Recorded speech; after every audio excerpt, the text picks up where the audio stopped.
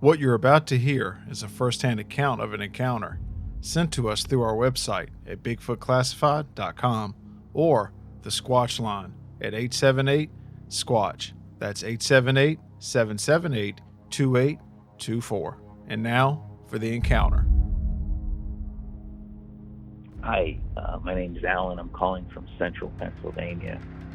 My story goes back probably to about 1979, 1980.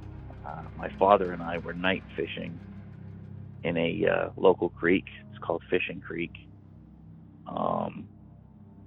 And we were away from the road, away from houses, away from people. And just as it started to get dark, we heard movement, and being where we were, we thought deer.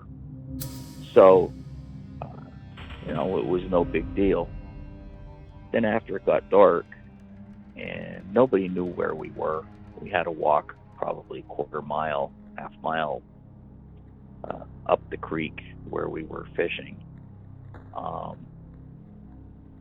Stones started to fall around us.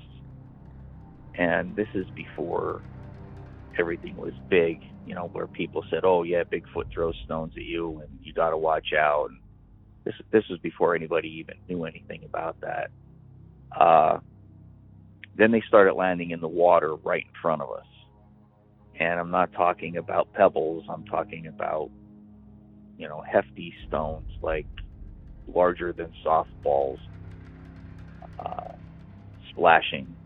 literally splashing us. My dad yelled as a father would, and it didn't matter. Then the tree started shaking after he yelled. It was almost as if he made this animal upset that he was showing aggression towards it. Then the rocks got bigger and started landing on the dirt around us.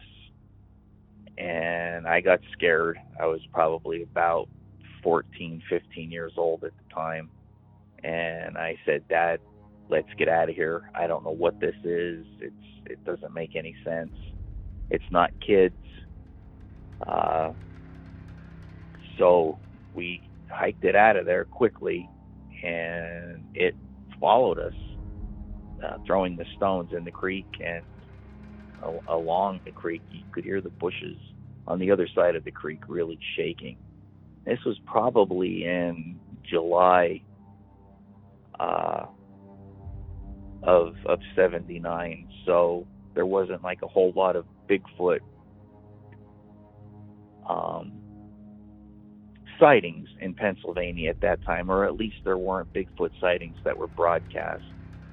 I don't know if, in fact, this was a Squatch, but I do know that whatever it was big and was telling us to get the hell out of there. And we did. We hightailed it out of there. And honestly, to this day, I have not gone back to that spot.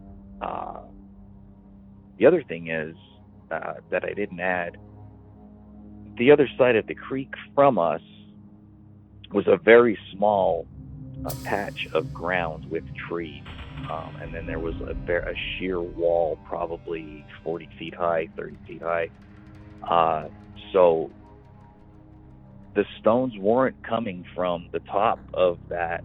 They were coming across the creek at us. They weren't coming off the top of this cliff that was there. So I just wanted to share my story. I've only ever told maybe 4 or 5 other people about this. My dad has never spoken about it since. He's passed since this happened, but we never told anybody what happened there, and we never fished that spot together again. So I just thought I'd throw that out there. It's an old story, but it is a true story. And in July here in Pennsylvania, around that time, we have a lot of blackberries growing. So I don't know if they were following the food up or down. I don't know which direction they follow, if they follow that creek. If you've had a cryptid encounter, a close brush with Bigfoot, or a story that sends chills down your spine, we want to hear it. Visit BigfootClassified.com to report your encounter, or give us a call on the Squatch line at 878-SQUATCH. That's 878-778-2824.